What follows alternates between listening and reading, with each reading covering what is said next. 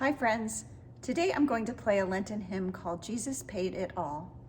It happened on a warm summer day in Baltimore, 1865.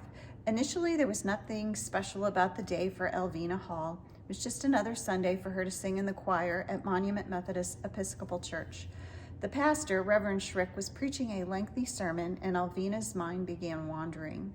Though to her credit, it did wander to good things. She began thinking of the cross and the sacrifice Jesus made for the world. As Reverend Schrick went into a rather wordy prayer, Elvina began writing a poem. She had no paper, so she wrote on the flyleaf of her hymn book. Jesus paid it all to him I owe. Sin had left a crimson stain, he washed it white as snow. At last, Reverend Schrick's sermon came to a close. Hall perhaps could not have given a thorough synopsis of the sermon, but she did have a poem she was quite proud of. She went to show her work to Reverend Schrick after the sermon, and as it turned out, the Reverend was quite proud of Hall's poem too. Hall only wanted to share her work, then be on her way, but the Reverend had something else in mind.